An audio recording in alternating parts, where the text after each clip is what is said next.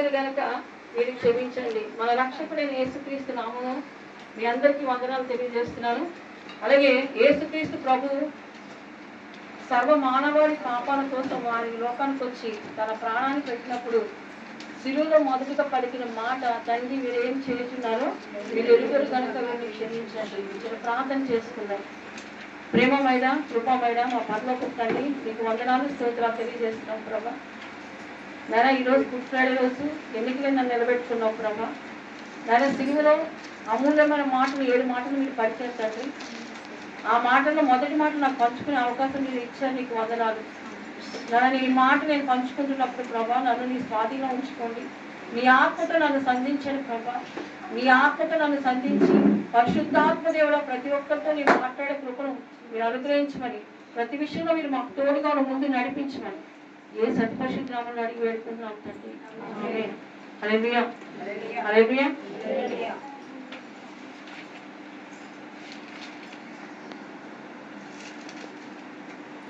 యేసు శిలువలో పలికిన 7 మాట, మొదటి మాట ఏంటంటే క్షమాపణకి గుర్తు.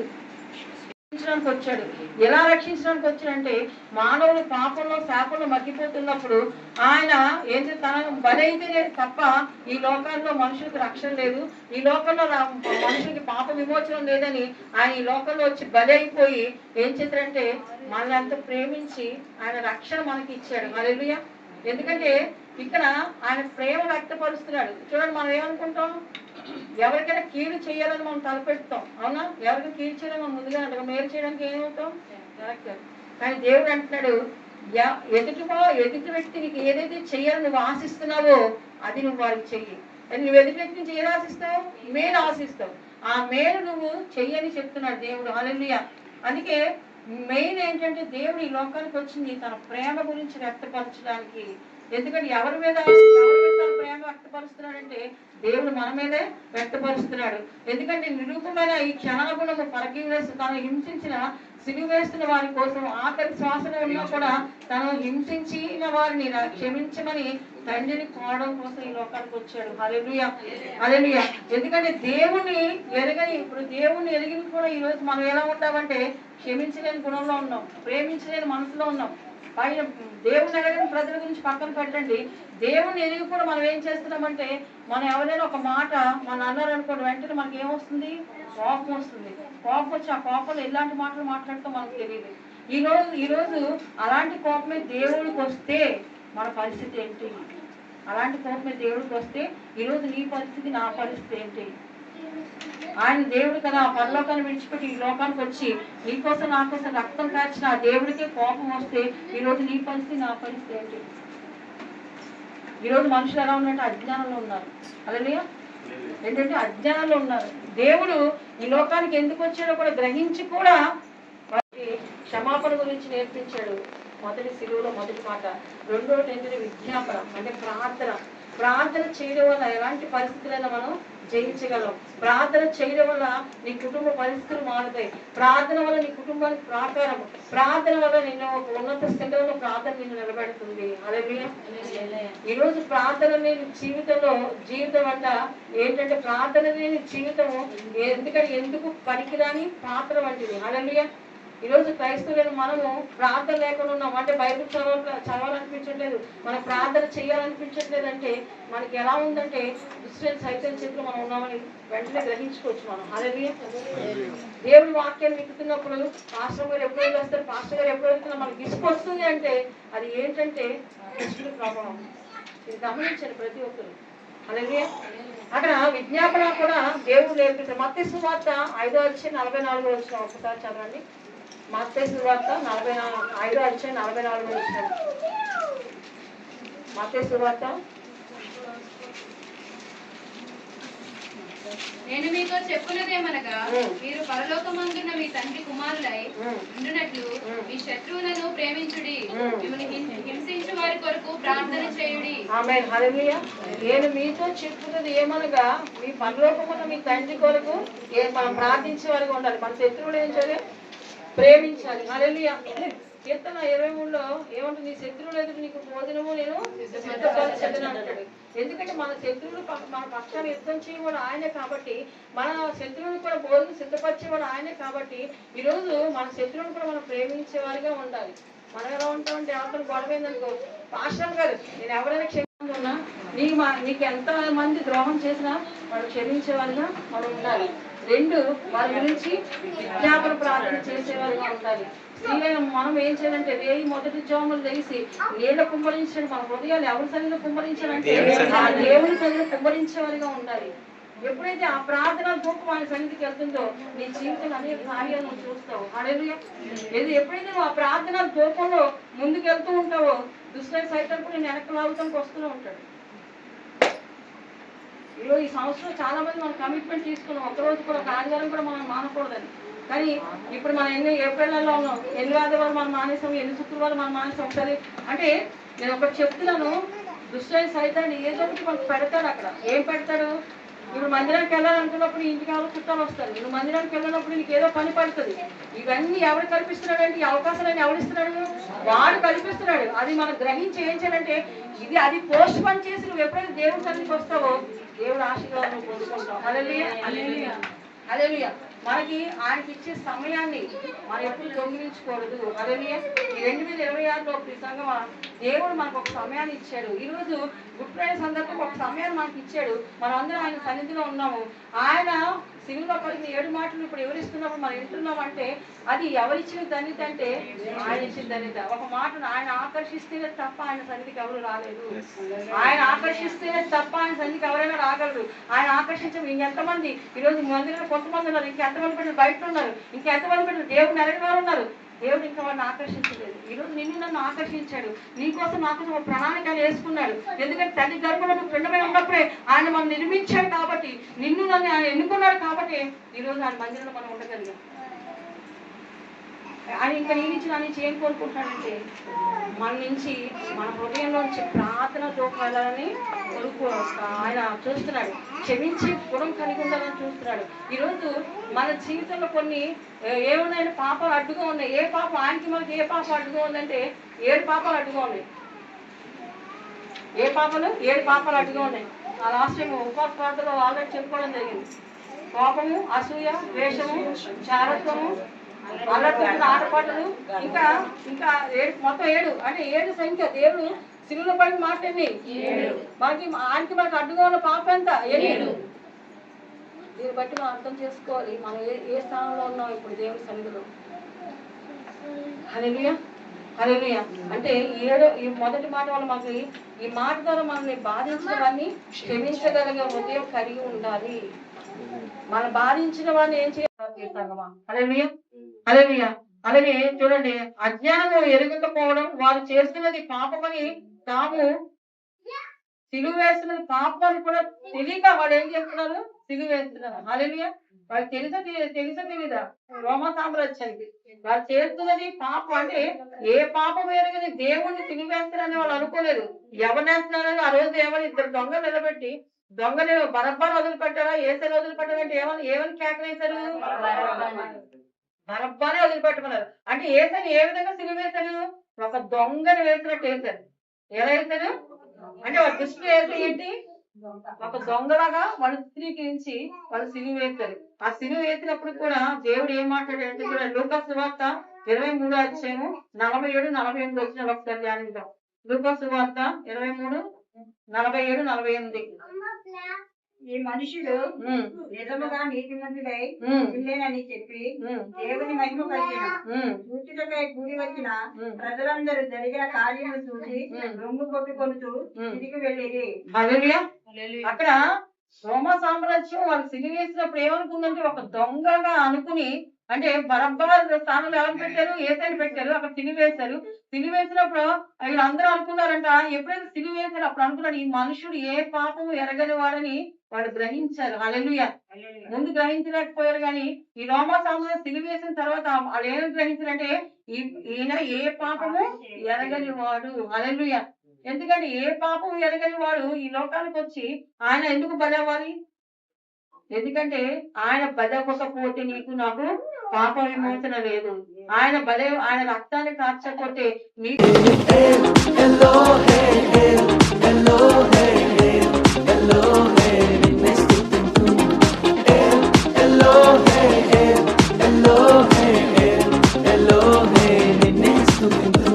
మూడవ అధ్యాయం 43వ వచనం చదువుకుందాం. నేడు నీవు నాతో కూడా పరదేశంలో ఉందమని నిశ్చయంగా నేను నీతో చెప్తున్నాను. అంటే దేవుడు అసలు మన కొరకు కలవరిలో యాగమయ్యారు. అసలు యేసు ప్రభువు గారు నిద్రించుకుంటే వాళ్ళు కుడి వైపున ఒక దొంగ, ఎడమ వైపున ఒక దొంగ ఉన్నారు కదా. ఆ దొంగల పేర్లు కూడా ధ్యానించుకుందాం. ద గోస్పెల్ ఆఫ్ నెకోడమిక్ అనే గ్రంథంలో, పిలాతు అనే గ్రంథంలో రాయబడి ఉన్నది. డిస్మస్ అనే దొంగ, జిస్మస్ అనే దొంగ. డిస్మస్ అనే దొంగ ఎడమ చేయి వైపు ఉన్న వ్యక్తి, డిస్మస్ అనే ఉన్న దొంగ కుడి చేయి వైపు ఉన్న వ్యక్తి. కానీ పశ్చాత్తాపం అసలు నేడు నీవు నాతో పరదేశంలో ఉండు అంటే పశ్చాత్తాపం పడుతున్నాడు, దేవుడి పట్ల పశ్చాత్తాపం పడుతున్నాడు. అటు విధంగానే లూకాసు సువార్త 23వ అధ్యాయం 40వ వచనం చదువుకుందాం. అయితే రెండవ దొంగ వాడిని చూసి గద్దించి, ఆ శిక్షలో ఉన్నావు కనుక ఇది మనకి తగిన న్యాయమే అని భయపడుతున్నాడు. దేవుడికి భయపడవని నిజాయితీగా మాట్లాడుతున్నాడు. మనం ఎన్ని తప్పుదమ్ములు చేసినా మనమైతే దేవుడి పట్ల పశ్చాత్తాపం పడము. అసలు సన్నిధికి వచ్చి కొన్ని మోకాలు వేస్తే ప్రార్థించుకోవాలనే విశ్వాసం కూడా మనకైతే ఉండదు. మనం ఎప్పుడైతే యథార్థంగా ప్రార్థన చేస్తామో దేవుడు మనల్ని అంగీకరిస్తాడనమాట. అటు విధంగా లోక 23:42 కూడా ధ్యానించుకుందాం. ఆయన చూచి యేసుని రాజ్యంలోనికి వచ్చినప్పుడు నన్ను కూడా జ్ఞాపకం చేసుకోమని పశ్చాత్తాపంగా ప్రార్థన చేస్తున్నాడు. చూడండి, శద్రకు మేషకు అబేద్నెగోలను పడవేసినప్పుడు వాళ్ళు ఎంత విశ్వాసంగా ప్రార్థన చేశారు. వాళ్ళకున్న విశ్వాసం కూడా నేడు మనకి కూడా ఉండాలి. అటు విధంగానే వాళ్ళందరినీ కూడా ఒక కొండ మీద ప్రార్థన చేయమన్నప్పుడు వాళ్ళు తలుపులు మూసి ప్రార్థన చేయమని వాళ్ళ గ్రామంలోనే ఆజ్ఞ ఇచ్చినప్పుడు వాళ్ళైతే విశ్వాసం కొద్ది ప్రార్థన చేశారు. మనము కూడా అట్టి విధంగా తలుపులు తీసి యథార్థంగానే ప్రార్థన చేయాలి. పశ్చాత్తాపం కొద్ది మనమైతే దేవుడి యందు మొరపెట్టాలి. లూకాసు సువార్త ఇది న్యాయమే. మనం చేసిన తప్పిదములకు మనకైతే ఇది న్యాయమే. తగిన ఫలమే పొందుచున్నాము గనక ఆయన ఏ తప్పిదమును చెయ్యలేదు అని దేవుడికి చెప్తున్నాడు అనమాట. డిస్మస్ అనే దొంగ దేవుడి వైపు చూసి చెప్తున్నాడు, మనకైతే ఇది న్యాయమే కదా, దేవుడికి ఇప్పుడు కూడా భయపడవా అని పశ్చాత్తాపంతో ఎడం చేయి వైపు ఉన్న దొంగకి చెప్తున్నాడు. దేవుడికి ఇప్పుడైనా భయపడదామా అని ఇద్దరు కూడా ఎడం చేయి వైపున దొంగ, కుడి చేయి వైపున దొంగ కూడా ఇద్దరు ఇప్పుడు వాకబుల్ డిస్టెన్స్ లో ఉంటారు కదా. కాకపోతే ఒక దొంగ మాత్రమే పశ్చాత్తాపం పడి దేవుడి మీద ఆధారపడతారు. అటు విధంగా ఇద్దరు దొంగలు కూడా అసలు ఆ దేవుణ్ణి వాళ్ళతో పాటు అక్కడ శిష్యులు ఉంటారు, అందరూ కూడా దేవుణ్ణి ఎంతో హేళనగా మాట్లాడతారు. అటు విధంగానే మనం దేవుడి వైపు మన శత్రువులైనను మనం ప్రేమించే వ్యక్తుల వల్ల ఉండాలి. శత్రువులు కూడా మనం ద్వేషించకుండా వాళ్ళ కొరకు మనం పశ్చాత్తాపం కలిగి ప్రార్థన చేయాలి. అటు విధంగానే మార్కు సువార్త 27వ అధ్యాయం మత్తయి 27:38 కూడా చదువుకుందాం. మార్కు సువార్త 15:27. మరియు కుడివైపున ఒక దానిని, ఎడమ వైపు ఒకరిని ఇద్దరు బందిపోటు దొంగలు ఆయనతో కూడా సిలువ వేసిరి. ఇద్దరు బందిపోటు దొంగలు అంటే అసలు ఆ దొంగల మధ్యలో యేసు ప్రభు వారు సిలువ వేసే అరుపులు అయితే ఎంత మటుకు కానే కాదు. అప్పుడు పూర్వము గ్రీకు భాషలోనైతే దొంగలకి ఎందుకంటే సిలువేస్తారు. ఇప్పుడు దొంగతనం అంటే ఇప్పుడు హైవే దొంగలు, రోడ్డు దొంగలు, సముద్రపు దొంగలు కూడా ఇప్పుడు యేసు ప్రభువు గారు వెళ్ళిపోయే సమయంలో యేసు ప్రభువు గారిని కూడా చంపవాలి, చిన్నపిల్లలందరినీ కూడా చంపేయాలని ఆజ్ఞ ఇచ్చారు. ఆ దేశంలో అప్పుడు పూర్వం అలా ఉండదన్నమాట. ఆజ్ఞ ఇచ్చినప్పుడు యేసు ప్రభు గారు, మరియమ్మ, యోసేపు బాలుడైన యేసుక్రీస్తు వారిని వీళ్ళు కూడా ఇంకా చిన్నపిల్లల బాలుడైన యేసు ప్రభు గారిని కూడా చంపిమని ఆజ్ఞ ఇచ్చినప్పుడు వీళ్ళు ఈజిప్టు అనే గ్రామానికి వెళ్ళిపోవాలని వీళ్ళు ఆజ్ఞ అయితే తీసుకున్నారు. ఆ ప్రకారంగా వెళ్ళిపోతుంటే అందులో ఇద్దరు దొంగలు ఉన్నారు. ఒక దొంగ పశ్చాత్తాపం పడే దొంగ, మరో దొంగ మూర్ఖుడు, క్రూరుడు అనమాట. పశ్చాత్తాపం పడే దొంగ మాత్రం ఆ దొంగ పేరు డిస్మస్.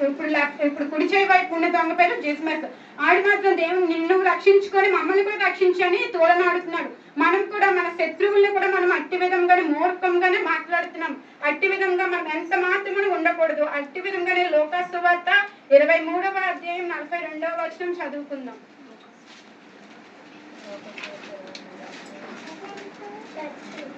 ఆయన చూచి అందుకైన వారితో, చదివేమమ్మా. మీ శత్రు అయిన వానితో నేడు నీవు నాతో కూడా పరదేశంలో ఉందువని నిశ్చయంగా నీతో చెప్పుచున్నాను.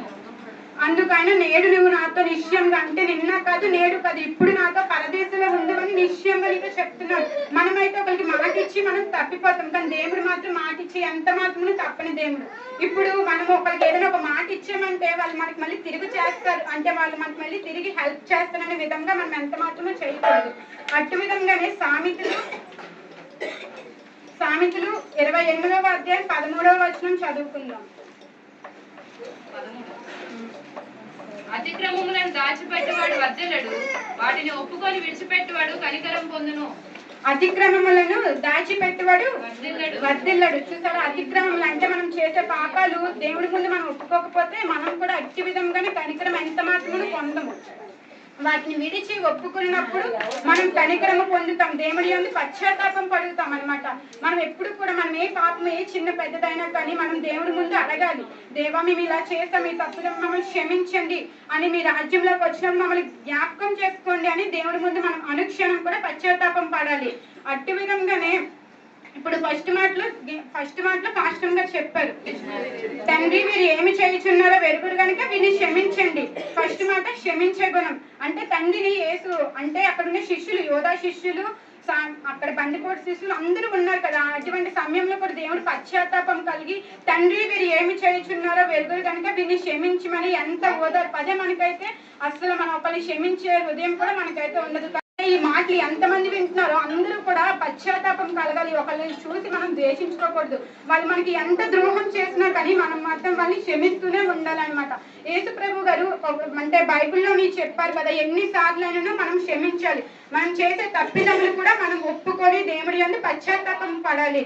అట్టి విధంగానే మనము ఎప్పుడు కూడా అసలు ఒకరి మీద ఎప్పుడు అంటే వాళ్ళు మనకు తిరిగిస్తారు, వాళ్ళు మళ్ళీ మనకు తిరిగి సహాయం చేస్తారని అన్నట్టు ఎప్పుడు కూడా ఒకరి మీద, అంటే క్రైస్తవుల బిడ్డలు అంటే ఒకరికి ఎప్పుడు కూడా హెల్ప్ చేయాలి, అంటే వాళ్ళు మళ్ళీ మనకి తిరిగి సహాయం చేస్తారనే విధంగా ఎప్పుడు కూడా ఉండకూడదు. ఈ చిన్న వాక్యం దేవుని దీవించిన గాక.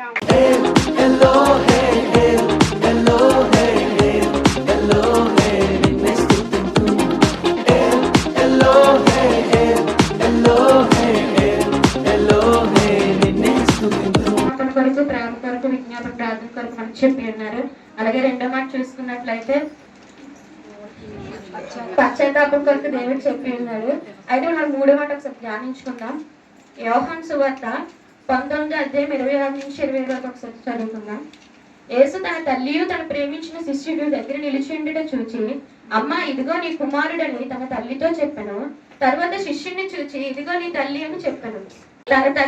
తన తల్లిని ప్రేమించిన శిష్యునికి అప్పగించడం మనం ఇక్కడ చూస్తాము. అయితే మూడో మాట ద్వారా మనం నేర్చుకునేది ఏంటంటే బాధ్యతను మనం నేర్చుకోబోతున్నాము. అయితే ఇక్కడ మూడో మాట దేవుడు చెప్పిన సమయంలో ఆయన ఎంతో ఆ బాధను అనుభవించి ఎన్నో కొరడా దెబ్బలు తిని అనేకమైన వ్యాధులతో ఆయన ఉన్న సమయంలో తన తల్లిని తన శిష్యునికి బాధ్యతగా అప్పగిస్తున్నాడు.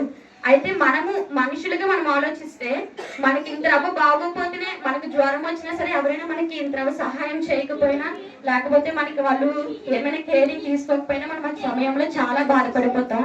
కానీ అలాంటిది ఇక్కడ దేవుడు అక్కడ అతనికి కేరింగ్ చూపించడానికి అక్కడ సమయంలో ఎవరూ లేరు. సిలువ మీద ఆయన బాధపడుచున్న సమయంలో కూడా తన తల్లి బాధ్యతను ఆయన విడిచిపెట్టలేదు. అయితే మనకి పాత నిబంధన ప్రకారం మనం చూసుకున్నట్లయితే దేవుడు మనకి 10 ఆజ్ఞలు ఇచ్చిన్నాడు.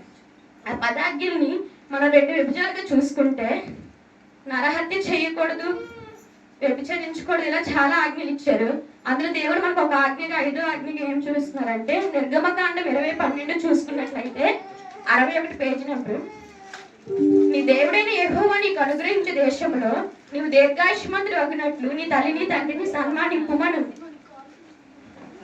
అయితే 20:12 తండ్రిని సన్మానించమని ఇక్కడ దేవుడు చెప్తున్నాడు. అయితే తల్లిని తండ్రిని సన్మానించమని అనగానే చాలా మంది వాళ్ళు చనిపోయిన తర్వాత వాళ్ళ ఫోటోల దగ్గర వాళ్ళకి ఫ్లెక్సీలు వేసి భోజనాలు పెట్టి వాళ్ళ గొప్ప కోసం సన్మానించుకుంటారు. కానీ తల్లిదండ్రులు ఉన్నప్పుడు సన్మానించేవారు ఒక్కరు కూడా లేకపోయారు. ఈ జనరేషన్ లో చూస్తే తల్లిదండ్రులు కొట్టేవారు, తిట్టేవారు, వాళ్ళని గసరేవారు, ఇలాంటి వారు ఉన్నారు. కానీ తల్లిదండ్రులు మాత్రం ప్రేమించేవారు ఒక్కరు కూడా కనిపించట్లేదు. అయితే దేవుడానికి మనకి ఏం చెప్తుందంటే తల్లిదండ్రులు సన్మానించే వారిగా ఉండమని చెప్తుంది. ఇప్పుడు నువ్వు శుభ్రంగా ఉన్నా, నువ్వు నీట్ గా ఉన్నా, నువ్వు సంపాదించుకుంటున్నా కూడా నీ తల్లిదండ్రులు సన్మానించలేకపోతున్నావు. కానీ దేవుడు సిలువు మీద ఉండి కూడా తన తల్లి బాధ్యతను అయినా మర్చిపోలేదు. ఈ రోజు మనం చాలా మంది చూసుకుంటే తల్లిదండ్రుల బాధ్యత నాకు కాదులే, నా అన్నదమ్ముడికి లేకపోతే నా అక్క చెల్లెలకు అనుకుంటాం. కానీ ఒకరితో మన తల్లిదండ్రులు మనం కంపేర్ చేసుకోకూడదు. నువ్వెంత చూపించాలో అంత ప్రేమని తల్లిదండ్రులకు నువ్వు చూపించాలని దేవుడు చెప్తున్నాడు. అట్టిదిగానే ఎఫ్సీ గ్రంథము 6వ అధ్యాయము 1-3 వరకు చూసుకుంటే పేజీ నెంబర్ 176, 1-3. పిల్లలారా, ప్రభువునందు మీ తల్లిదండ్రులకు విధేయులై ఉండుడి, ఇది ధర్మమే. నీకు మేలు కలుగునట్లు నీ తండ్రిని తల్లిని సన్మానింపుము, అప్పుడు నీవు భూమి మీద దీర్ఘాయుష్మంతుడు వగుదువు. ఇది వాగ్దానముతో కూడిన ఆజ్ఞలలో మొదటిది. ఇక్కడ దేవుడు చెప్తుంది ఏంటంటే, మొదటిగా మనకి చెప్పింది సన్మానించమని చెప్పారు. ఇక్కడ పిల్లలారా ప్రభువునందు మీ తల్లిదండ్రులకు విధేయులై ఉండుడి, ఇది ధర్మమే. మనం తల్లిదండ్రులకి విధేయులై ఉండడం అనేది ధర్మం అని దేవుడు మనకి చెప్తున్నాడు. అయితే చాలా మంది చూసుకున్నట్టయితే తల్లిదండ్రులు గౌరవిస్తారు, వాళ్ళని మర్యాదగా పిలవడం, వారు ఉండేటప్పుడు కొందరు నటించేవారు కూడా ఉంటారు. ఇక్కడ మనలో ప్రతి ఒక్కరు మట్టిగా ఉన్నవారమే. కానీ అది దేవుడు చెప్పట్లేదు. కానీ సిలువ మరణంలో ఉంటుండగా కూడా ఆయన తన తండ్రిని, ఆయన బాధ్యతను విడిచిపెట్టలేదు. తర్వాత తన తల్లి యేసు పుట్టిన కాడి నుంచి ఆయన వల్ల ఆమె సంతోషపడింది కానీ, ఆనందపడింది కానీ, ఏనాడు కూడా యేసు వల్ల ఆమె దుఃఖపడ్డం కానీ, ఒకరితో మాట పడ్డం కానీ ఆవిడ చేయలేదు. అంటే దేవుడు చేసే పనుల ద్వారా ఆవిడ ఏ రోజు కూడా బాధపడలేదు. అయితే దేవుడు మనకి చెప్పేది ఏంటంటే, నీ వల్ల నీ తల్లిదండ్రులు సంతోషపడాలి కానీ నీ వల్ల బాధపడకూడదు అని చెప్తున్నాను. ఇప్పటి వరకు నాతో సహాయకుడు ఉన్న ప్రతి ఒక్కరిని కూడా మన తల్లిదండ్రులు మనం బాధ పెట్టి ఉంటాము. ఈ రోజు ఇప్పుడు ఈ క్షణంలో మనం మాట తీసుకున్నాం, మన ద్వారా మన తల్లిదండ్రులు సంతోషపడకపోయినా పర్వాలేదు కానీ మన వల్ల వాళ్ళు బాధపడకూడదని దేవుడు మాట్లాడుతున్నాడు. అలాగే యోహాను సువార్త 17వ అధ్యాయం 4వ వచనం చూసుకుందాం. చేయుటకు నీవు నాకు ఇచ్చిన పని నేను సంపూర్ణముగా నెరవేర్చి భూమి మీద నేను మహిమపరచుతిని. ఇక్కడ దేవుడు సిలువ వేసే ముందు రోజు ప్రార్థన చేసిన ప్రార్థన మాట ఇది. అయితే దేవుడు మనకి లోక సంబంధమైన వారి కోసం చెప్పారు. ఇప్పటి వరకు తల్లిదండ్రులు అంటే లోక సంబంధమైన తల్లిదండ్రుల కొరకు మనం ఎట్రీతిగా జీవించాలి, ఎట్రీతిగా ఉండాలని దేవుడు మనకి చెప్పి అన్నాడు. అయితే ఇక్కడ దేవుడు మనకు వచ్చేసరికి ఆత్మ సంబంధమైన విషయం వరకు చెప్తున్నాడు. ఇప్పటి వరకు తన తల్లి కోసం మనం చూసి ఉన్నాము. అయితే ఆయన పంపించింది విధేయత కలిగి ఉండాలి అని దేవుడు చెప్తున్నాడు. ఈ రోజు జనరేషన్ లో మనం చూసుకున్నట్లయితే మన రూల్స్, మన సిస్టమ్, మన లైఫ్ అనుకుని మనం ఆలోచిస్తున్నాం. కానీ తల్లిదండ్రుల విషయం వచ్చేసరికి మనం ఏది ఆలోచించలేకపోతున్నాము. మన భార్య మన పిల్లలు అనుకుని ఆలోచించే వారిగా ఉన్నామేమో. ఇప్పుడు దేవుడు మనతో చెప్తుంది ఏంటంటే, వారి పట్ల మన బాధ్యత కలిగి ఉండాలని దేవుడు చెప్తున్నాడు. అయితే దేవుడు మనకి ప్రతిదీ బైబిల్లో ప్రతిదీ చెప్పినప్పుడు అది మనం చేస్తే మనకు కలిగే మేలు కూడా ఆయన చెప్తాడు. నీకు మేలు కలిగినట్లు నీ తండ్రిని తల్లిని సన్మానింపుము, అప్పుడు నీవు భూమి మీద దీర్ఘాయుష్మంతుడు వగుదువు. ఇది వాగ్దానాలు కూడిన ఆజ్ఞల్లో మొదటిది. దేవుడు ఇచ్చిన ఆజ్ఞల్లో మొదటిగా దేవుడు ఇస్తుంది ఏంటంటే, నువ్వు తల్లిని సన్మానిస్తే దీర్ఘాయుష్మంతుడు అవుతావని, నువ్వు మేలులతో నింపబడతావని చెప్తున్నారు. మనం ఒకనొకప్పుడు అన్ని జనులుగా ఉండేటప్పుడు ఏదైనా దానం చేస్తే మనకి పుణ్యం వస్తుంది, లేకపోతే ఇక్కడికి వెళ్తే పుణ్యం వస్తుంది, అక్కడికి వెళ్తే పుణ్యం వస్తుంది మనం అనుకుంటాం. కానీ దేవుడు చెప్పేది ఏంటంటే, నీ తల్లిదండ్రుని సన్మానిస్తే, నీ తల్లిదండ్రులు నువ్వు ప్రేమిస్తే, వాళ్ళకి విజేత కలిగి ఉంటే నీకు అనేకమైన మేలులతో దేవుడు నింపుతానని చెప్తున్నాడు. ఆ మేలు నీకు కావాలనుకుంటే, నువ్వు దీర్ఘాయుష్మంతుడు ఉండాలనుకుంటే నీ తల్లిదండ్రులు సన్మానించేవారుగా ఉండాలి. అయితే మనం చూసినట్లయితే చాలా మంది తల్లిదండ్రులు దూషిస్తారు, చాలా మంది తల్లిదండ్రులు కొట్టేవారు ఉన్నారు. కొందరైతే రోడ్ల మీద, ఫుట్పాత్ మీద, ఓల్డ్ ఏజ్ హోమ్ లో కూడా వదిలేసేవారు ఉన్నారు. అలాంటి వారి కోసం దేవుడు ఏం చెప్తాడో చూద్దాం. మత్తయి సువార్త 15:4 అధ్యాయము చదువుకుందాం. పేజ్ నెంబర్ 16, 15వ అధ్యాయం 4వ వచనం. తల్లిదండ్రులను గణపరచమనియు తండ్రినైనను తల్లినైనను దూషించేవాడు తప్పక మరణం పొందవలననియు దేవుడు సెలవిచ్చుచున్నాడు. తల్లిదండ్రులు దూషిస్తే తప్పక మరణము సంభవిస్తుందని దేవుడు మనకు చెప్తున్నాడు. మరణము వస్తుంది, నీకేం తెలీదు అన్నట్టు మాట్లాడుతున్నారు. వాళ్ళు ఉండేది పాతకాలం మనుషులు అయి ఉండొచ్చు, కానీ ఇప్పుడు జనరేషన్ వారు ఏంటంటే వారిని దూషించే వారిగా ఉన్నారు. అలాంటి వాడికి దేవుడు ఇచ్చే శిక్ష ఏంటంటే మరణం అని పక్కాగా ఇక్కడ బైబిల్లో దేవుడు రాసి ఉంచాడు.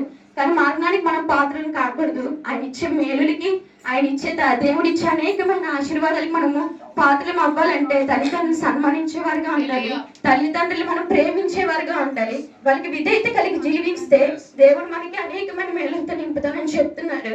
అయితే ఇప్పటి వరకు మనం అటు ఇదిగా ఉన్నామేమో, తల్లిదండ్రులు దూషించే వారుగా ఉన్నామేమో, తల్లిదండ్రుల్ని శపించే వారుగా ఉన్నామేమో.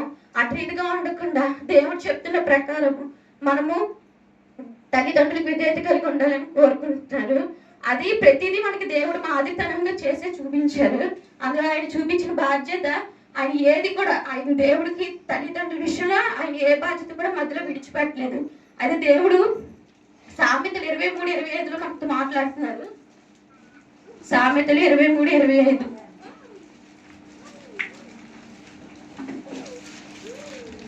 నీ తల్లిదండ్రులను నీవు సంతోషపెట్టవలను, నేను కనిన తల్లిని ఆనందపరచవలను. నీ తల్లిని నేను సంతోషపెట్టవలను, నిన్ను కనిన తల్లిని ఆనందపరచవలను.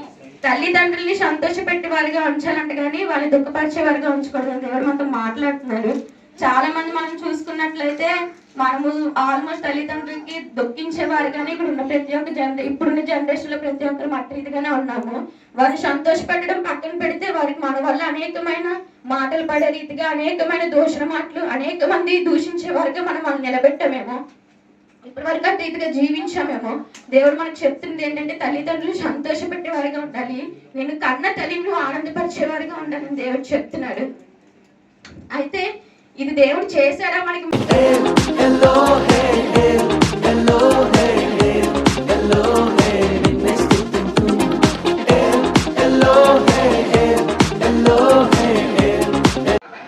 దేవాది దేవునికి వందనాలు. కూడి వచ్చిన మీ అందరికీ వందనాలు.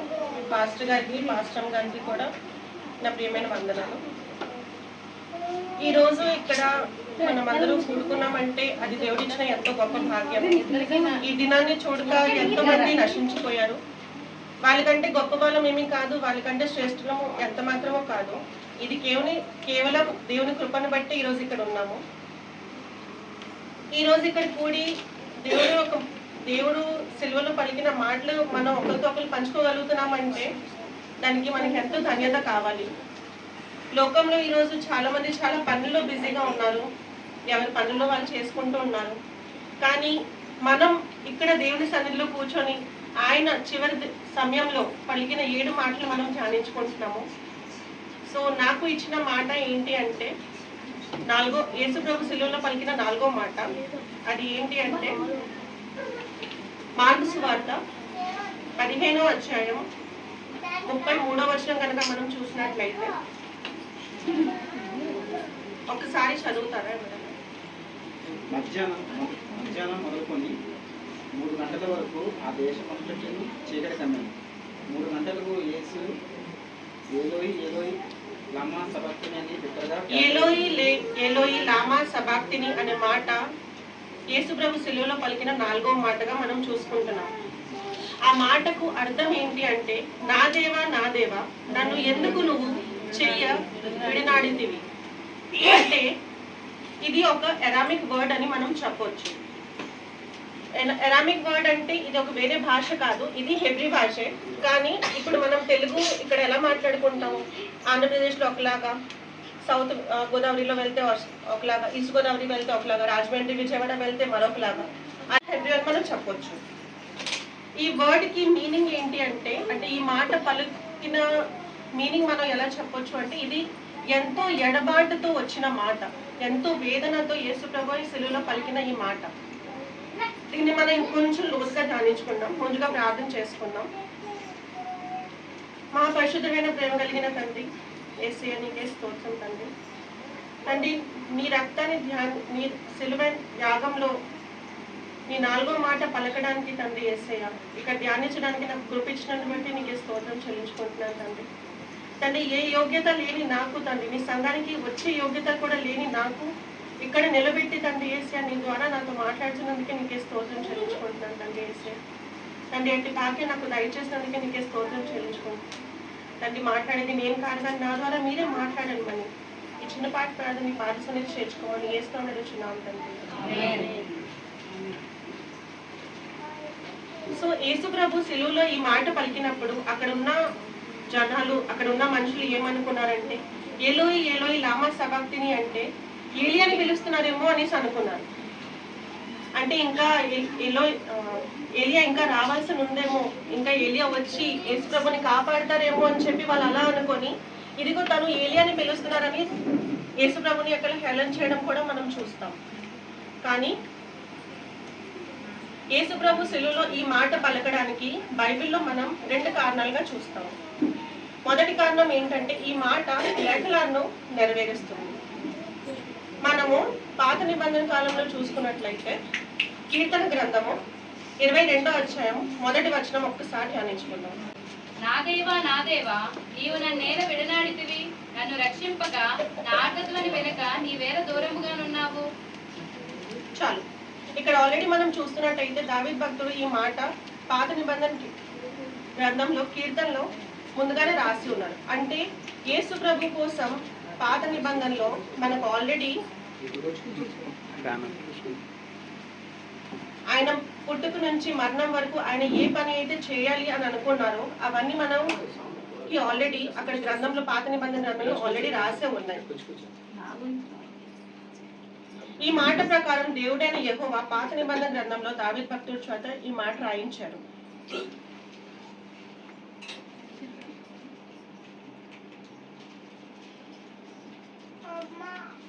తర్వాత ఇంకా మనం చూసినట్లయితే కీర్తన గ్రంథం 22వ అధ్యాయమే 16, 17, 18 వచనాలు కూడా ఒక్కసారి చూసుకుందాం.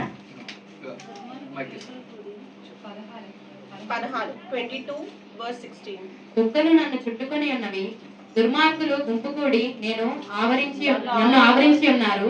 వారు నా చేతులను నా పాదములను పొడిచి ఉన్నారు. నా ఎముకలన్నీ నేను లెక్కింపగలను. వారు నిదానించుచు నన్ను తేరి చూచుచున్నారు. నా వస్త్రములు వారు పంచుకొనుచున్నారు. చాలు. ఇది మనం చూసినట్లయితే అక్కడ ఆల్రెడీ సిలువ వేసిన దగ్గర ఈ మాటలు ఆల్రెడీ అక్కడ కూడా జరుగుతున్నాయి. వాళ్ళు ఆయన నామం బట్టి చీటి వేస్తున్నారు. నువ్వు సమర్థుడు అయితే, నువ్వు దేవుడు కనుకైతే నిన్ను రక్షించుకొని ఆయన హేళన చేస్తున్నారు. ఆయన వస్త్రాన్ని కూడా వాళ్ళు పంచుకుంటున్నారు. సో ఆల్రెడీ ఇవన్నీ ఏంటి అంటే ముందుగానే మనం పాత నిబంధనలో చదువుతాము.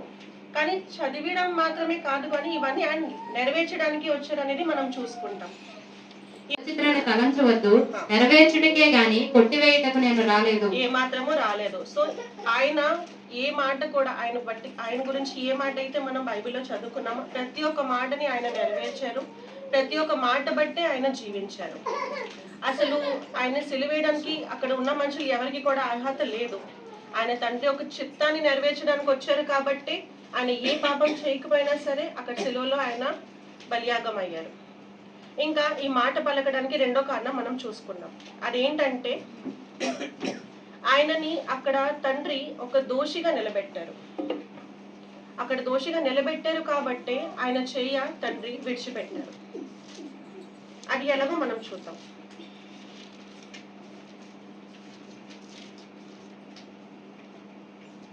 యోహాను సువార్త 8వ అధ్యాయం 29వ వచనం 29.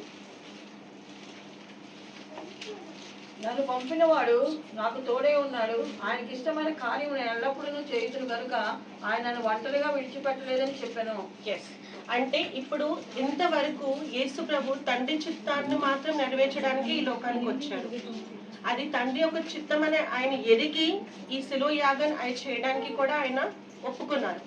కానీ ఆయనకి ఎక్కడైతే బాధ అనిపించింది, అసలు తండ్రి కావాలంటే ఈ శిలువ యాగం తప్పించగలరు, అది ఆయనకి ఎంత మాత్రము చిన్న విషయం కాదు. కానీ అక్కడ యేసు ప్రభుని మనం ఒక గొర్రె పిల్లగా అక్కడ చూస్తాం. అంటే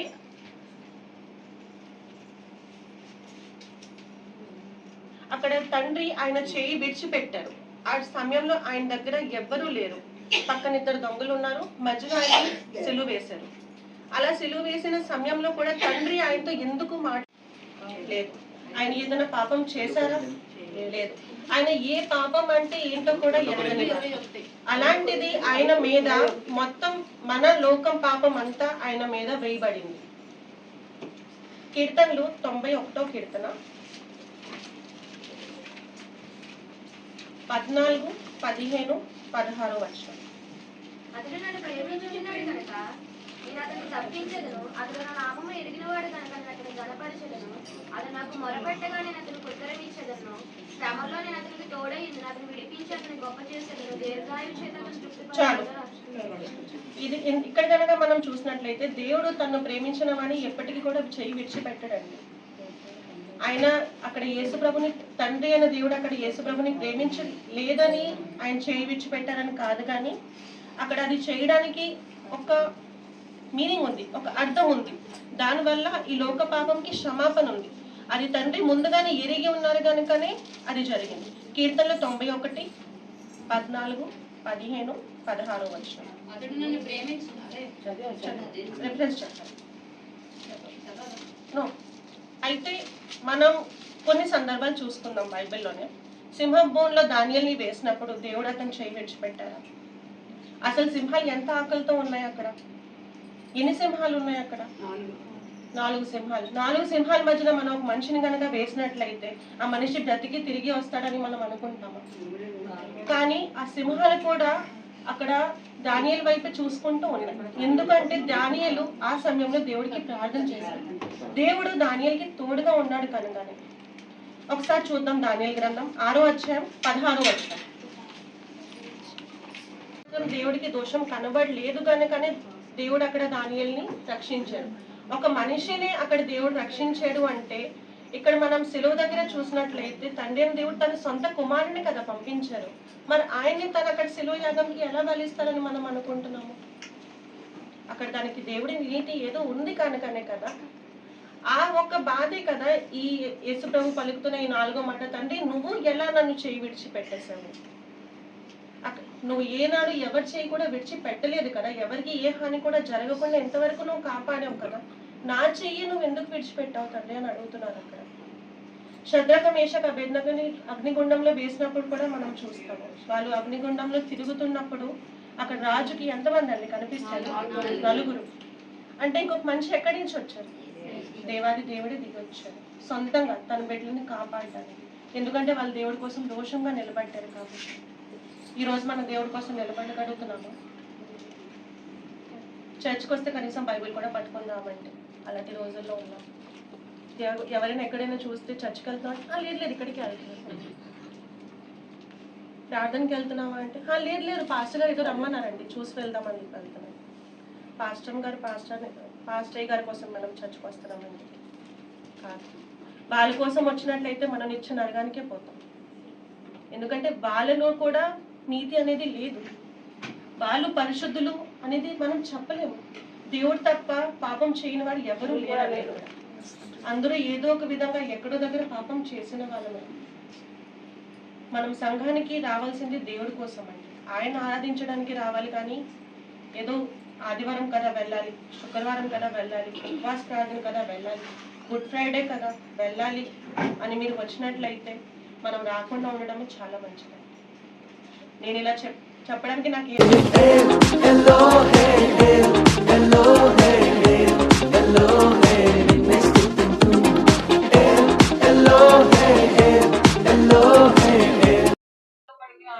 మాటలు ఫస్ట్ మాట నుంచి మనం ఏం నేర్చుకున్నామంటే క్షమాపణ, ప్రార్థన, ప్రేమించడం నేర్చుకున్నాం. 2వ మాట అంటే రక్షణ గురించి నేర్చుకున్నాం. 3వ మాట ఏంటంటే వాత్సల్యము, బాధ్యత, రెస్పాన్సిబిలిటీ. అంటే 4వ మాట ఏంటంటే వేదన గురించి మనం నేర్చుకున్నాం. ఇప్పుడు 5వ మాట ఇదిగో నేను దప్పికొనిచున్నాను. హల్లెలూయా. మనుషులమైన మనము ఏ విషయంలో దప్పికొనిచున్నాము అంటే ఈ లోక దప్పిక, అంటే ఈ లోక ఆశలు మన దప్పికను తీరుస్తుందా? తీర్చదు. ఈ లోకాల్లో మనం జీవిస్తున్న మనము అనేక దప్పికలు కూడా వెళ్తున్నాము. అయితే దేవుడు సిలువలో పలికిన 5వ మాట ఇదిగో నేను దప్పికొనుచున్నాను. హల్లెలూయా. యోహాను సువార్త 19వ అధ్యాయం 28వ వచనం. అటు తర్వాత సమస్తమును సమాప్తమైనదని యేసు ఎరిగి లేఖనము నెరవేరినట్లు నేను దప్పికొనిచున్నాను. అంటే చిన్న ప్రార్థన చేసుకుందాం. ప్రేమమైన కృపమైన మా పరలోకపు తండ్రి నీకు వందనాలు, స్తోత్రాలు తండ్రి. దాని ఈ గుడ్ ఫ్రైడే సందర్భంగా తండ్రి పరిశుద్ధాత్మ దేవుడా నీకు స్తోత్రాలు. ఇంతవరకు బిడ్డలు తండ్రి 4 మాటలు వివరించారు ప్రభా. 5వ మాట వివరించడానికి మరొక అవకాశం నాకు ఇచ్చావు ప్రభా. ఇదివరకు మాట్లాడేది నేను కాదు, నా జ్ఞానం కాదు, కేవలం నీ ఆత్మ ప్రభా. నేను ఇదిగో మీరే మాతో మాట్లాడమని అడుగుతున్నాను, నీ ఆత్మతో నన్ను సంధించమని అడుగుతున్నాను. ఈ మాటలను మర్మాలు బయలుపరచడానికి మీరు మాకు సహాయం దయచేయమని యేసు అతి పరిశుద్ధ నామములో అడిగి వేడుకుంటున్నాం తండ్రి. ఆమేన్. హల్లెలూయా, హల్లెలూయా. ఇక్కడ దేవుడు అంటున్నాడు సిలువలో నేను దప్పికొనుచున్నాను అంటే దేవుడికి అప్పుడు దాహం వేస్తుంది. ఏ విషయంలో దాహం వేస్తుందంట? ఆత్మ రక్షణ గురించి ఎదిగి రక్షించడానికి ఈ లోకానికి వచ్చాను కాబట్టి ఆయన చనిపోతూ సమాప్తమైందని తండ్రికి తన ఆత్మను అప్పచెప్పుతూ ఆ భారం మనలో పెట్టాడు. ఏంటంటే ఆ దాహం, ఏ దాహం అంటే ఆత్మల దాహం. ఈ రోజు మనం నశించిపోతున్న ఆత్మలు, నీ ఫ్రెండ్స్ నశించిపోతున్నారు, నీ చుట్టాలు నశించిపోతున్నారు, నీ బంధువులు నశించిపోతున్నారు, నీ ఇరుగు నశించిపోతున్నారు. ఎవరంటే అది దేవుని ఎరగని ప్రజలు. వారికి ఏం చేయాలంటే మనం సువార్త చెప్పి నీ జీవితంలో జరిగిన సాక్ష్యాలను బోధించి ఈ రోజు దేవుడి దాహం తీర్చే వరకు మనం ఉండాలి. హల్లెలూయా. ఆ రోజు రోమా సామ్రాజ్యం అంటే దప్పుకున్నానంటే చేతి చిలుకలు ఇచ్చారు. ఈ రోజు మనం ఆయన బిడ్డలను మనం ఏం చేయాలంటే అనేక ఆత్మలు సంపాదించి ఆయన ముందు ఆయన దాహం తీర్చే వారిగా ఉండాలి. హల్లెలూయా, హల్లెలూయా. ఈ మధ్యాహ్న కాల సమయంలో మనందరం ఒక నిబంధన చేసుకుందాం, దేవుడితో ఒక ఉడంబక చేసుకుందాం. ప్రభా, ఇంతవరకు నేను జీవించిన జీవితం కాదు కానీ నీ సన్నిధిలో ప్రభా ఇగోనైనా నేను ఆత్మల పట్ల దాహం కలిగి ఉండాలి. నేను రక్షించబడడం కాదు కానీ నా ఇంటి పక్క వాళ్ళు రక్షింపబడాలి, నా స్నేహితులు రక్షింపబడాలి, నా బంధువులు రక్షించబడాలి. ఈ దాహం నాలో పెట్టయ్యని మనం ప్రార్థన చేసుకుందాం. దేవుడు కొద్ది మనం దేవుడు ఇంకో దీవించి ఆశ్రయించును గాక. ఆమేన్.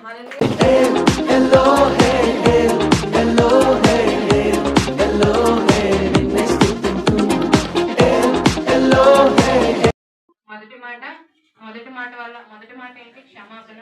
రెండవ మాట రక్షణ. మూడవ మాట బాధ్యత. నాలుగవ మాట ఎడబాటు, తండ్రి యొక్క ఎడబాటుని గురించి తెలుసుకున్నాము. 5వ మాట పాస్టమ్ గారు చెప్పారు. 5వ మాట దప్పిక, ఆత్మల యొక్క దప్పిక గురించి తెలుసుకున్నాము. అయితే 6వ మాట మనం ధ్యానించుకున్నాం. ఇప్పుడు యోహాను సువార్త 19వ అధ్యాయం 30వ వచనం చూసుకున్నాం. యోహాను సువార్త 19వ అధ్యాయం. యేసు ఆ చిరకను పుచ్చుకొని సమాప్తమైనదని చెప్పి తల వంచి ఆత్మను అప్పగించాను. చిన్న ప్రార్థన చేసుకున్నాం. మహాపరిశుద్ధుడ, మహాగరుడానికి ఘనమైన నామానికి వందనాలు, స్తోత్రాలయ్యా. ఆశ్చర్యకరుడానికి వందనాలు, అద్భుతకరుడమైన దేవానికి వందనాలు, స్తోత్రాలైనా. దేవ, ఇప్పటి వరకు 5 మాటలు వరకు తండ్రి 5 మాటలు చెప్పి ఉన్నారు ప్రభా. నీకు మహిమకరంగా చెప్పించిన విధానం బట్టి వందనాలు ప్రభా. ఎవరికైతే ఏ ఒక్క మాట తండ్రి, ప్రతి మాట కూడా ప్రతి ఒక్కరికి కూడా నాయన ప్రభా వేసే అర్థమైందని నమ్ముచున్నాం ప్రభా. వారి హృదయానికి తాకిందని నమ్ముచున్నాం ప్రభా. తండ్రి జ్ఞాపకం చేసుకొని ప్రభా తండ్రి వేసే మేము పాట ద్వారా ఏదైతే నీ సిలువ యొక్క మాటలను మా జీవితాంతం కూడా నాయన చెప్తూ ఉంటామని నాయన తండ్రి చెప్పి ఉన్నాము. ఆ ప్రకారంగా మేము ఉండడానికి సహాయం చేయండి నాయన. ఈ యొక్క 6వ మాటలు తండ్రి మేము వెళ్తుండగా నాయన నీవు నాతోని మాతో అందరితో మాట్లాడండి ప్రభా. నేను అర్హురాలు కాదు ప్రభా తండ్రి యేసయ్య.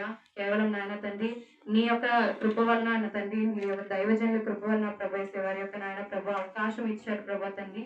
నేను ఇక్కడ ఉన్న ప్రతి ఒక్క బిడ్డను కూడా నీకు మహిమకరంగా వాడుకుంటున్న విధానం బట్టి వందనాలు ప్రభా యేసయ్య. నీవే సహాయం చేసిన ఆయన ప్రభా నీ ఆత్మతో నడిపించమని యేసు పరిశుద్ధ నామములో వేడుకుంటున్నాను తండ్రి.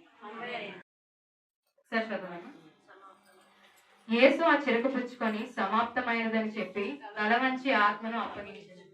సమాప్తమైనది అంటే మనకు అర్థమయ్యే పదం. సమాప్తమైనది అంటే ఏంటి? ఓకే, నాకైతే ఫస్ట్ సమాప్తమైనది అంటే అప్పుడులో ఏంటి సమాప్తమైనది అంటే ఆలోచించదండి అనమాట. సమాప్తి ఎప్పుడు వెళ్ళలేదు ఈ వర్డ్ అని. అయితే పూర్తి అయింది ఏంటి? మా దేవుడు అంటే దీనికి 2 మీనింగ్స్ ఉన్నాయి.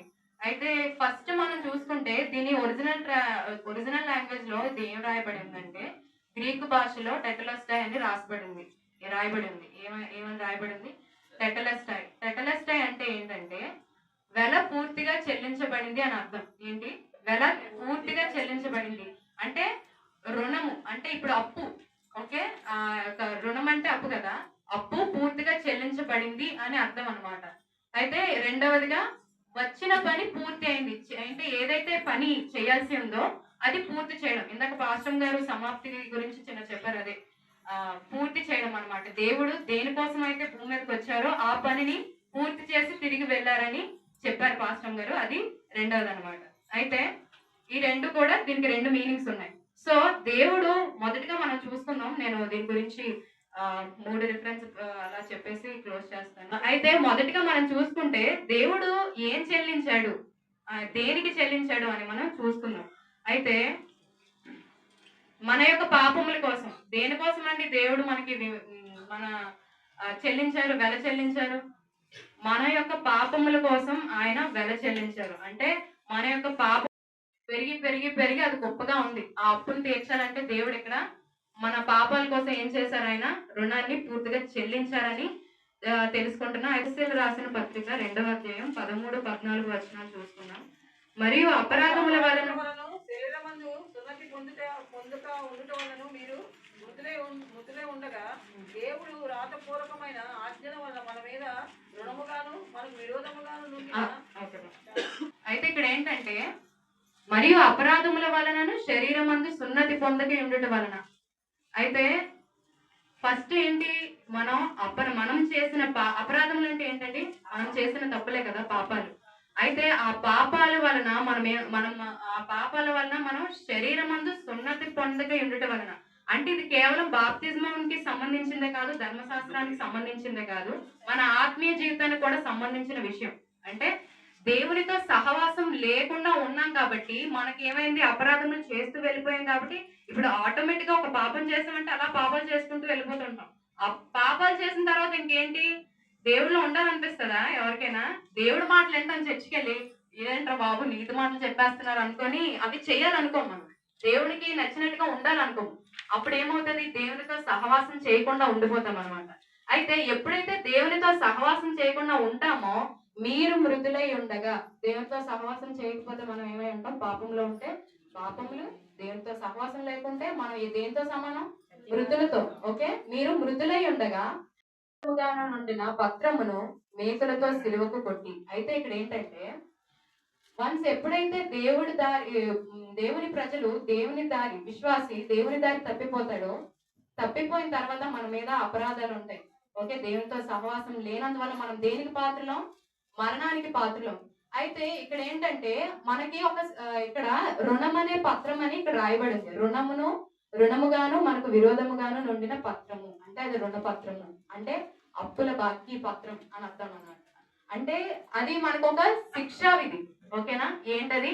రుణం అనే పత్రం అనేది మనకు ఒక శిక్షా విధి. ఆ శిక్షా విధిలో మనకి ఏంటి? మరణము, ధర్మశాస్త్రానికి సంబంధించిన శిక్షలన్నీ కూడా అందులో రాయబడి ఉన్నాయి అన్నమాట. అయితే దేవుడు తన అధికమైన ప్రేమతో ప్రేమించి మన కోసం ఏం చేశారంటే, ఇక్కడ ఆ యొక్క రుణపత్రం ఉంది కదా, యాక్చువల్లీ చెప్పాలంటే మన పాపాలకి మనమే పాత్రలం. అవునా కాదా? ఇప్పుడు మనం ఒక తప్పు చేసాము, దానికి ఫలితం వస్తుంది అంటే అది మనమే అనుభవించాలి. కానీ దేవుడికి అది ఇష్టం లేదు. ఇక్కడ ఏం చేశారు? వ్రాతరూపకమైన ఆజ్ఞల వలన మన మీద రుణముగాను మనకు విరోధముగాను నుండిన పత్రమును మేకులతో సిలువకు కొట్టి దాని మీద చేవ్రాతను తుడిచివేసి మనకు అడ్డము లేకుండా దానిని ఎత్తివేసి మన అపరాధములను అన్నిటినీ క్షమించి, హల్లెలూయా, మన అపరాధములన్నిటినీ క్షమించి ఆయనతో కూడా మిమ్మల్ని జీవింపజేశాను. దేవుడు ఏం చేశారంట? ఆ యొక్క రుణము అని అంటే మనం పొందాల్సిన శిక్షా విధి, ఇది ఒక పేపర్ ఉందనుకోండి, మనం పొందవలసిన శిక్షా విధి ఇది. అయితే దేవుడు దీని సిలువ కొట్టి దాని మీద ఉన్న అక్షరాలు చెరిపి అసలు దీన్ని ఏం చేశారు? ప్యూర్ వైట్ గా చేస్తారనమాట. అంటే మనకి ఇంకా ఏ శిక్షా విధి లేదు. దానికోసం ఒక వచనం ఉంటది కదా బైబిల్లో, ఇంకా క్రీస్తునందు మనకి ఏ శిక్షా విధి లేదు అని. అంటే దేవుడు మనల్ని ఆ పాపముల నుండి మనం పొందాల్సిన శిక్ష నుండి దాన్ని విడుదల చేసి దేవుడు ఏం చేశారు? ఆ రుణాన్ని తీర్చేశారు. రూపాయి కూడా బాకీ లేదు ఇంకా. అయితే ఇక్కడ మనకి ఏం లభించింది? ఆయనతో పాటు నిత్య జీవము లభించింది. హల్లెలూయా. మొదటిగా ఇది దేవుడు ఈ విధంగా దేవుడు మన కోసం వెల చెల్లించడం జరిగిందనమాట. రెండవదిగా ఇంకొక మాట చూసుకుందాము. రెండవదిగా ఈ సమాప్తమైనది అనే పదం పలికినందుకు రెండవ కారణం ఏంటంటే ఆయన మనల్ని విమోచించారు. ఏం చేశారండి? మొదటిగా అయితే ఆయన ఏం చేశారు? మన పాపముల యొక్క రుణాన్ని అంటే మనం తీర్చవలసిన బాకీని ఆయనే మొత్తం తీర్చేశారు. రెండవదిగా విమోచన దయచేశారండి. హల్లెలూయా. విమోచన అయితే ఎఫెసీయులకు రాసిన పత్రిక 1వ అధ్యాయం 7వ వచనం చూస్తుంది. దేవుని కృపా మహిమైదైశ్వర్యమును బట్టి ఆ ప్రియుని యందు ఆయన రక్తము వలన మనకు విమోచనము అనగా మన అపరాధములకు క్షమాపణ మనకు కలిగి ఉన్నది. హల్లెలూయా. ఇప్పుడు దేవుడు మనకి వన్స్ పాపని ఏం చేశారు, మన రుణాన్ని తీర్చేశారంటే మనకి ఏం లభించినట్టు? విమోచన. విమోచన అంటే దానికి చాలా అంటే దానికి పర్యాయ పదాలు. విమోచన అంటే విడుదల, ఓకే, విడుదల, స్వాతంత్రము, స్వేచ్ఛ. దేవుడు స్వాతంత్రాన్ని ఇచ్చారు, స్వేచ్ఛనిచ్చారు. సో ఈ విమోచనకి పర్యాయ పదాలు అనమాట. దేవుడు మనకి ఇంకా దేనికి భయపడాల్సిన అవసరం లేదు. మనం దేనికి ఇప్పుడు ముందుగా మన ఒకవేళ దేవుడు కనుక బలి అయి ఉండకపోతే మన పాపాలకు మనమే అర్హులం అంటే ఇంకా మనకి అక్కడ నిరీక్షణ లేదు. అంటే మనం ఒకవేళ భూమి మీద బతికుండి దేవుడిని నమ్మినా, మంచి కార్యాలు చేసినా, ధర్మ కార్యాలు చేసినా, మనం ఎంత ప్రయాసపడి ప్రభు కోసం పరిగెట్టినా దేవుడు కనుక ఒకవేళ శిలువ మీద మరణించకపోయి ఉంటే మనం అసలు ఎంత ప్రయాసపడినా సరే మనం ఎక్కడికి వెళ్ళాలి? నిత్య నరకానికి వెళ్ళాలి. సో అలా అనమాట. అయితే ఇక్కడ దేవుడు ఏం చేశారు? మన రుణం అనే బాకీ ఆయన రక్తం ఒక్కటే పాపం లేని రక్తం కాబట్టి దాన్ని చెల్లించి ఆయన అమూల్యమైన రక్తానికి ఏ శిక్ష విధి ఉండదండి. సో దేవుడు మనకి ఇక్కడ ఏం చేశారు? ఆ యొక్క వెల చెల్లించి ఇక్కడ, ఓకే.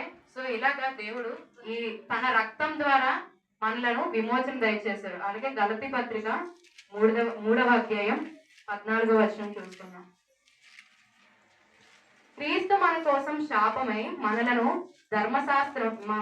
ధర్మశాస్త్రం యొక్క శాపము నుండి విమోచించెను. హల్లెలూయా. దేని నుండి విమోచించారు దేవుడు? విమోచన అంటున్నాం కదా, స్వాతంత్రం అంటున్నాం కదా. దేని నుండి? పాపము నుండి, శాపము నుండి విడుదల దయచేశారు. అయితే ఇక్కడ మీకు ఒక డౌట్ రావచ్చు. క్రీస్తు మన కోసం శాపమై మనలను క్రీస్తు మన కోసం శాపమై. దేవుడి దగ్గర శాపం ఉంటుందా? చెప్పండి. దేవుడి దగ్గర శాపం ఉండదు. ఎందుకు ఆయన ఇక్కడ క్రీస్తు మన కోసం శాపమయ్యాడు? ఇక్కడ మనకు ఇక్కడ రాయబడి ఉంది. ఇందాక సిస్టర్ మౌనిక గారు ఒక రిఫరెన్స్ చెప్పారు. అయితే ఇక్కడ మనకి ఎప్పుడైతే దేవుణ్ణి సిలువకి వేలాడదీశారో ఆయన అంతసేపు రక్తం కారినంత వరకు ఆయన ఆ సిలువ మీద ఉన్నారు. సో ఆ టైంలో ఏంటంటే మన యొక్క పాపములన్నిటినీ ఆయన తీసుకొని తనకున్న తన యొక్క నిత్య జీవాన్ని మనకి పంచిపెట్టడం జరిగింది అనమాట. హల్లెలూయా. సో అక్కడ క్రీస్తులో లోపం లేదు, మన యొక్క లోపాలన్నీ ఆయన మీద మోపబడ్డాయి. హల్లెలూయా. అయితే ఇక్కడ దేవుడు పాపముల నుండి, శాపముల నుండి ఈ విధంగా మనకు విమోచన దయచేశారని తెలుసుకుంటున్నాం. అలాగే ఓకే, మార్కు సువార్త 10వ అధ్యాయం 45వ వచనం. ఒకసారి ఎవరంటారు? మార్కు సువార్త 10వ అధ్యాయము 45వ వచనం.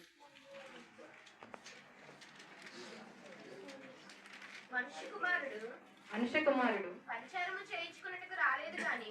చేయించు అనేకులుగా ప్రతిగా విమోచన క్రయధనముగా తన ప్రాణం ఇచ్చటకు వచ్చును. విమోచన క్రయధనము ఏంటండి? విమోచన క్రయధనము మనకు విడుదల కలిగించడానికి, ఆయన ప్రాణాన్ని క్రయధనంగా చెల్లించడానికి భూమి మీదకి వచ్చారంట. దేనికి వచ్చారు? ఆయన ప్రాణాన్ని, అంటే ఆయన ప్రాణాన్ని ఇచ్చి, ఆయన రక్తాన్ని ఇచ్చి మనకి ఏం చేశారు? ఆయన విమోచనని కొన్నారు. ఏం చేశారు? కొన్నారు. ఆ విమోచన పొందడానికి దేవుడికి మనం ఎప్పుడు కూడా మనం రుణం తీర్చలేము. ఇంకా ఆయన రుణముగా ఏం కోరుకుంటున్నారు? మన హృదయాన్ని, మనం ఆయన నమ్మడాన్ని మాత్రమే కోరుకుంటున్నారు. ఆయన మనం ఏదో ఇవ్వాలి, చెయ్యాలి అని ఏది కాదు. ఒకవేళ మనం ఇచ్చినా సరే, ఆయనకి ఎంత ఇచ్చినా సరే ఆయన తక్కువే అనమాట. అసలు మనం ఇవ్వలేము ఆయనకి. సో మన దగ్గర నుండి చాలా చిన్నది ఆశిస్తున్నారు. అదేంటది? మన హృదయం. Very good. సో తర్వాత మూడవదిగా, ఫస్ట్ మనం ఏం చేసాం? దేవుడు మన యొక్క పాప రుణాన్ని తీర్చారు. ఓకే. రెండవది ఏం చేశారు? విమోచన దయచేశారు. మూడవది ప్రాఫెసీ ఫుల్ఫిల్మెంట్. అయితే దీన్ని ఏమంటారు? ప్రవచనాల యొక్క నెరవేర్పు. ఏంటండి? ప్రవచనాల యొక్క నెరవేర్పు. దేవుడు ఇది ఆల్రెడీ ముందు వచనాల్లో కూడా మన వాళ్ళు చెప్పి ఉన్నారు. ఎందుకంటే కీర్తనల్లో, యెషయా గ్రంథంలో, అలాగే ముందు దేవుడు చనిపోక ముందు, నిద్రించక ముందు ఉన్న ప్రవచనాలు ఏవైతే ఉన్నాయో అవి నెరవేరాయి అని ఈ లేఖనం. అంటే అది కూడా సంపూర్తి చేశారనమాట. నేను ఫస్ట్ అర్థం టెటలస్టే అని చెప్పాను. రెండవ అర్థం ఏం చెప్పాను? పూర్తి అయిందని చెప్పాను. సో ఇక్కడ ఏంటి? ప్రాఫెసీస్ అనేవి నెరవేరాయి. ఎంత పూర్తిగా నెరవేరాయి. దాదాపు 300కు పైగా దేవుడు జయించారా, ఓడిపోయారా? గుడ్ ఫ్రైడే కదా. సో గుడ్ ఫ్రైడే అని ఎందుకు వచ్చింది? దేవుడు జయించారు కాబట్టి వచ్చింది. అయితే ఈ మాట పలికేటప్పుడు సమాప్తమైనది అని అనేటప్పుడు దేవుడు ఎలా అన్నారంట? ఒక వచనం చూద్దాము. కొలస్సీలకు రాసిన పత్రిక 2వ అధ్యాయము 15వ వచనం. దీంతో లాస్ట్ ఓపిక ఉందంటే అయిపోయింది. ఆయనతో కూడా మిమ్మల్ని జీవింపచేసెను, ఆయన ప్రధానులను అధికారులను నిరాధారులుగాను చేసి శిలువ చేత జయోత్సాహంతో వాని పట్టి తెచ్చి బాహాటముగా వేడుకకు కనపరచను. హల్లెలూయా. ఇక్కడ దేవుడు ఎలా అన్నారంట? సాడ్ గా ఇట్ ఈస్ ఫినిష్డ్ అన్నారు. కానీ ఐఎమ్ ఫినిష్డ్ అనలేదు ఇక్కడ దేవుడు. నా పని అయిపోయిందిరా బాబు అనుకొని అనలేదు. It is finished. ఆయన ఏ పని నిమిత్తమై భూమి మీదకి వచ్చారో ఆ పని సంపూర్ణంగా అయిందని దేవుడు ఆ శిలువ మీద గట్టిగా చెప్పారు. ఆయనకి బలం లేదప్పుడు. ఆయనకి శారీరకంగా బలహీనంగా ఉండొచ్చు, వాయిస్ పరంగా బలహీనంగా ఉండొచ్చు, ఏడ్చారు, కన్నీళ్ళు కార్చారు. అయినా సరే ఆయన ఒక్కసారి ఆ యొక్క పనంతా ఆయన ఇప్పటి వరకు ఆయన ఎన్ని పనులైతే బ్యాలెన్స్ గా ఉండిపోయి అవన్నీ కూడా ఏవైతే తీర్చారో అవన్నీ అయిపోయిన తర్వాత ఆయన ఇది ఒక గొప్ప, అంటే ఇప్పుడు ఈ పోరాడారు అంటే యుద్ధానికి వెళ్ళారు సైనికులు. అక్కడ వాళ్ళకి దెబ్బ తగులుతాయి, వాళ్ళు అనేక చెప్పుకోలేని బాధలు అంటే ఎక్కడెక్కడ తగులుతూ ఉంటాయి, ఖడ్గాలు చాలా దెబ్బలు తగులుతూ ఉంటాయి. అయినా సరే ఒక వన్స్ యుద్ధం గెలిచిన తర్వాత ఈవెన్ ఒకరికి కాలు తెగిపోయినా చెయ్యి తెగిపోయినా వారు దానికోసం బాధపడరు. ఆ యొక్క యుద్ధాన్ని గెలిచామా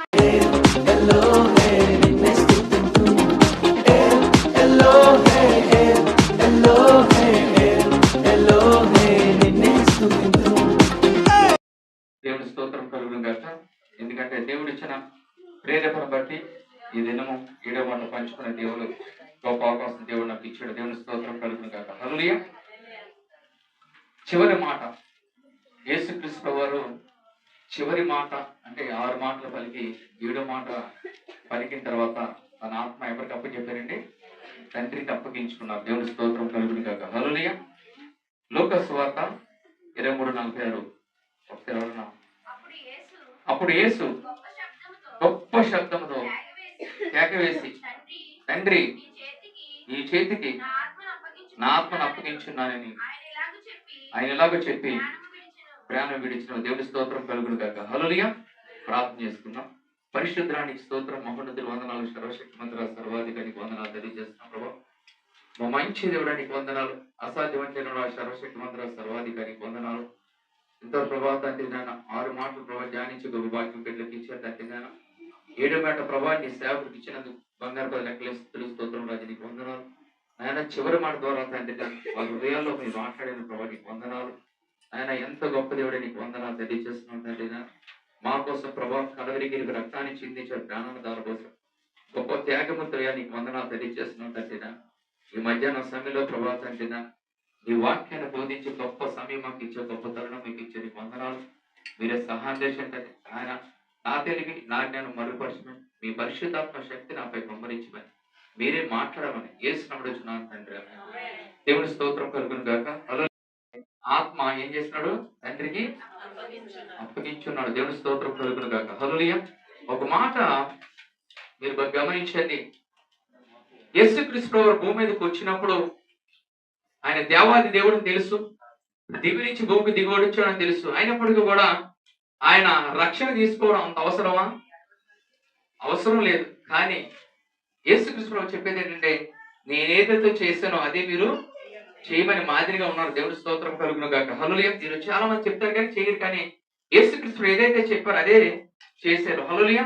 ఎందుకంటే దివి నుంచి భూమికి వచ్చిన దేవుడికి రక్షణ అవసరమో లేదు. కానీ సామాన్యమైన మనిషితో యోహాన్ ఏం చేశాడంటే రక్షణ అడిగినప్పుడు యోహాన్ అంటాడు, ప్రభువా నువ్వు దేవుడివి, నీ పాదాలు ముట్టుకోవడం చెప్పులు ముట్టుకోవడం నేను అర్హుని కాను, నువ్వు నాతో బాప్తిజం తీసుకోవాలంటే దేవుడు అంటాడు ఒకటే, ఈసారికి నువ్వు కానీ మనం చెప్తాడు. దేవుని స్తోత్రం కలుగును గాక. హల్లెలూయా.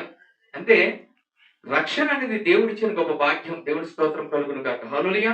ఎందుకంటే రక్షణ తీసుకున్న తర్వాత దేవుడు ఏదైతే చెప్పాడో ఆ చివరికి మన ఆత్మ అప్పగించాలంటే మనం ఏం చేయాలంటే రక్షణ అనేది తప్పనిసరిగా తీసుకోవాలి. దేవుడు ఇక్కడ చెప్తున్నాడు. దేవుడి స్తోత్రం కలుగును గాక. హల్లెలూయా. ఎందుకంటే నేనేం సత్యం, నేనే మార్గం, నేనే జీవం, నా ద్వారా తప్ప తండ్రి దగ్గర ఎవరు కూడా చేరుకొనలేరని చెప్తున్నాడు. దేవుని స్తోత్రం కలుగును. యేసుక్రీస్తు చివరికి ఏమంటాడంటే నా ఆత్మ తండ్రికి అప్పగించుకున్నాను అంటున్నాడు. దేవుని స్తోత్రం కలుగును. ఈ రోజు మనం చనిపోతే మన ఆత్మ ఎక్కడికి వెళ్తా ఒకసారి మనం ఆలోచించుకో. మధ్యాహ్నం సమయంలో ప్రియ సహోదరి సహోదర, ఎందుకంటే అనుకున్నాం ఈ భక్తి చాలు అనుకున్నాం. ఈ భక్తి అంత మాత్రము చాలు. హల్లెలూయా. నిత్యము ఆయనతో మనం ఏం చేయాలంటే సహవాసం చేస్తూనే ఉండాలి. దేవుని స్తోత్రం కలుగును గాక. ఒక పాట మనం ఎక్కువ పాడుతున్న పాట మనం పాట స్తుతిస్తామంట. దేవుని స్తోత్రం కలుగును గాక. హల్లెలూయా. మన మాటలు అని చెప్తున్నాం కానీ హృదయం దేవుడికి మనం ఇవ్వలేకపోతున్నాం. దేవుని స్తోత్రం కలుగును గాక. హల్లెలూయా.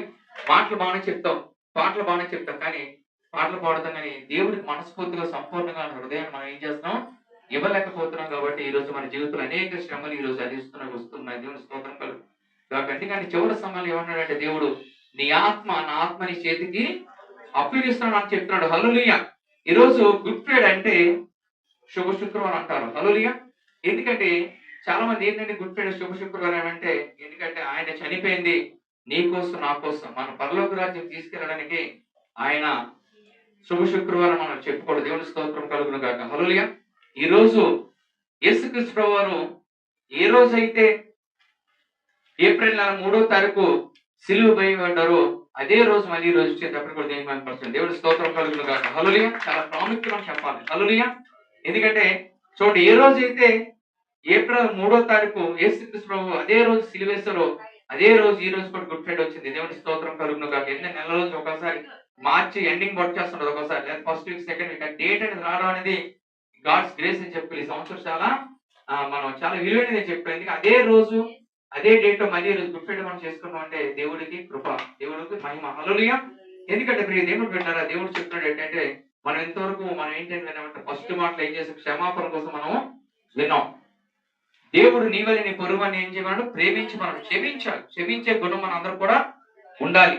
అలాగే రెండో మాటకు వస్తే రక్షణ. ఈ లోకంలో ఏదైనా తీసుకోవచ్చు రక్షణ అనేది మనకి దొరికేది ఎంత మాత్రమో కాదు, అది దేవుడు ఇస్తేనే రక్షణ అనేది వస్తుంది. దేవుడి స్తోత్రం కలుగును గాక. అలాగే వాత్సల్యత, ప్రేమించాలి.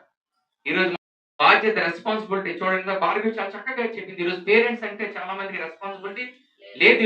ఈరోజు అనేక మంది యవ్వనస్తులు చనిపోతారంటే తల్లిదండ్రుల మీద తిరగబడుతున్నారు. ఈ రోజు నేను చెప్తున్నాను, సేవకుడిగా చెప్తున్నాను, బైబిల్ పక్కన పెడితే చాలా మంది తెలియక పిచ్చోళ్ళ మాట్లాడుతున్నారు. కానీ ఏ గ్రంథాల్లో కూడా నీ తల్లిదండ్రులు గౌరవించిన తల్లిదండ్రులకి ఒబి అని ఎవరు చెప్పట్లేదు. దేవుని స్తోత్రం కలుగును ఒక్క నా బైబిల్ కూడా చెప్తుంది. హల్లెలూయా.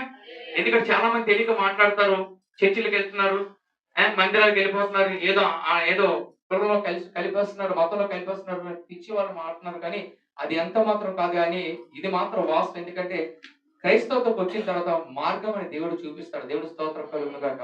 నీ తల్లిదండ్రులు ఎలా ప్రేమించాలి, నీ సహోదరుని ఎలా సొసైటీ ఎలా బ్రతకాలని చెప్పేదే బైబుల్. దేవుడి స్తోత్రం కలుగును గాక. ఎందుకంటే యేసుక్రీస్తు ప్రభు ఏదైతే చెప్పారో అదే మేము బోధిస్తున్నాం ఇక్కడ. దేవుడి స్తోత్రం కలుగును గాక. చాలా మంది తెలియక మాట్లాడతారు. కానీ నిజంగా చెప్తున్నాను, ఈరోజు బైబిల్ చదివితే లోకంలో నువ్వు ఎలా జయించాలని దేవుడు అక్కడ రాసించాడు. దేవుడు స్తోత్రం కలుగును గాక. హల్లెలూయా. ఎందుకంటే దేవుడు మొత్తం కూడా బైబిల్లో రాసించాడు. నువ్వు ఎలా బ్రతకాలి, ఎలా జీవించాలి, ఎలా సమాధానం పడాలి, పాపానికి ఎలా దూరం ఉండాలని దేవుడు అక్కడ బోధించి ఈరోజు యవ్వనస్తులు చూస్తున్నారు. చాలా మంది ఈరోజు చిన్నపిల్లలు కూడా డ్రగ్స్ కి పాపంలో పడిపోతున్నారు. ఎక్కడ చూస్తున్న మానభంగాలు, హత్యలు ఇవన్నీ ఎందుకు జరుగుతున్నాయంటే జ్ఞానం లేక.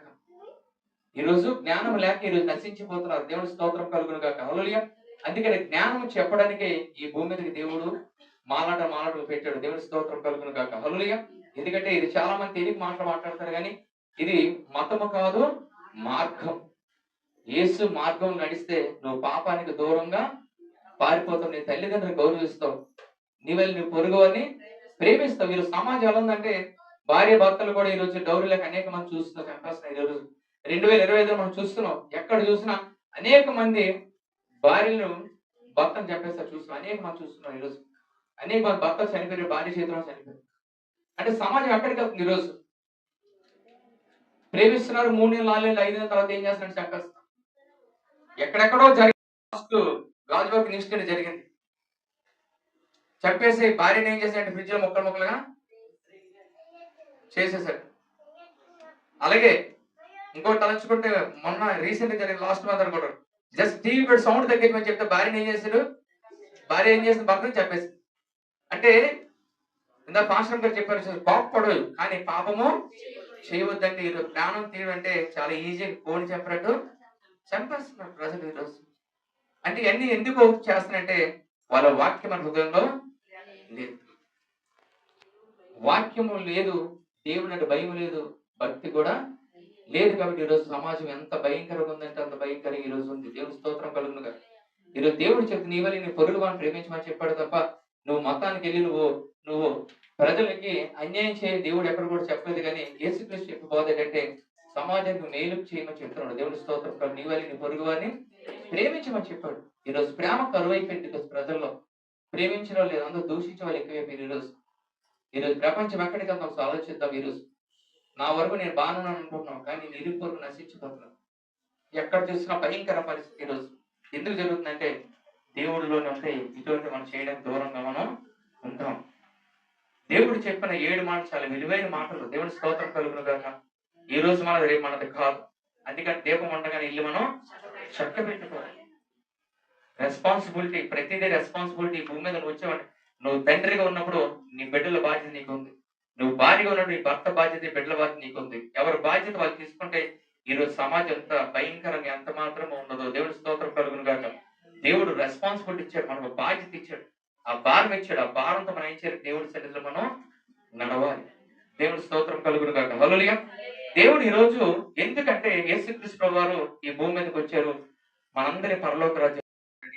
యేసుక్రీస్తు ప్రభు అందరికీ దేవుడని బైబిల్ చెప్తుంది. దేవుడి స్తోత్రం కలుగును గాక. హల్లెలూయా.